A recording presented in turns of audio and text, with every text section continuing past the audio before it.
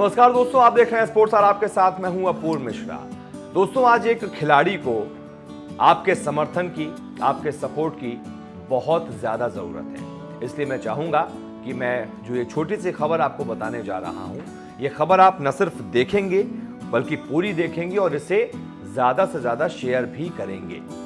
ये कहानी दरअसल एक तीरंदाजी करने वाली खिलाड़ी पर है, उसकी बेबस होने पर है, उसकी मजबूरी पर है, उसकी लाचारी पर है।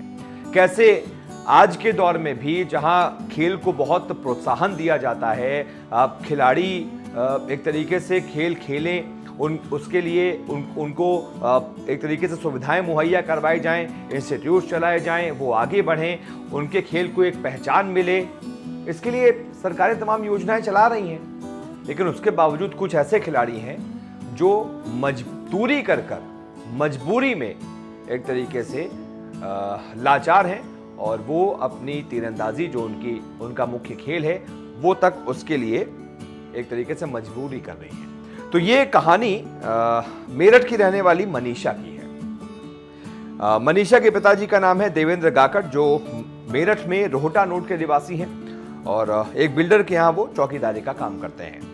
देवेंद्र की बेटी मनीषा साल 2015 से ही कैलाश प्रकाश स्पोर्ट्स स्टेडियम में तीरंदाजी की प्रैक्टिस कर रही है। आर्थिक हालात बहुत बेहतर नहीं होने की वजह से देवेंद्र ने कभी भी अपनी तंगी को बेटी के सपनों के आड़े नहीं आने दिया। उन्होंने बहुत मेहनत की और नतीजा ये रहा कि मनीषा ने तीरंदाजी की प्रतियोगिताओं में अब तक कई मेडल जीते हैं। साल 2020 में भुवनेश्वर में आयोजित ऑल इंडिया इंटर विश्वविद्यालय प्रतियोगिता में उन्होंने कांस्य पदक जीता। इसके अलावा साल 2019 से लेकर अभी तक भी वो बहुत सारे पदक जीत चुकी हैं, लगभग 9 पदक जीत चुकी हैं, जिसमें एक गोल्ड मेडल भी है, 4 रजत पदक हैं और 4 कांस्य पदक भी मौजूद हैं। तो ऐसे में आप सोच रहे होंगे कि जब इतने मेडल्स जीत चुकी हैं तो फिर अब उन्हें क्या दिक्कत है, फिर तो उन्हें सरकार की तरफ से कुछ ना कुछ मिल रहा होगा पैसा और अपनी तरफ से वो पूरी तरीके से आगे की योजना में लगी होंगी। लेकिन ऐसा नहीं है। वर्तमान समय में मनीषा पंजाब में अमृतसर स्थित गुरु नानक देव विश्वविद्यालय से ग्रेजुएशन कर रही हैं। मनीषा के मुताबिक घर की हालत जो है वो सही नहीं है, इसलिए विश्वविद्यालय के अधिकारियों ने उन्हें अपनी तरफ से एक धनुष्मान उपलब्ध कराया ताकि वो तीरंदाजी की अपनी प्रैक्टिस चालू रखें। इससे वो लगातार प्रैक्टिस करती भी आ रही हैं और जल्द ही उनकी ग्रेजुएशन पूरी हो जाएगी, जिसके बाद ये धनुष्मान उनसे वापस ले लिया जाएगा।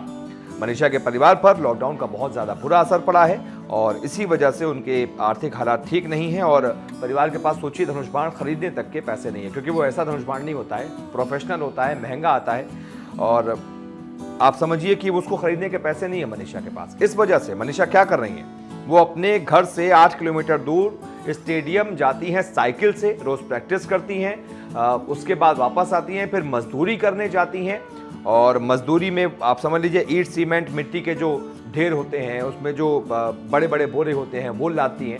मजदूरी आप जानते ही हैं क्या होता है, वो मजदूरी करती हैं और मजदूरी करके एक तरीके से अपने जो भी खेल से जुड़े जितने भी उनको पैसों की ज़रूरत होती है उसका वो इंतज़ाम करती हैं।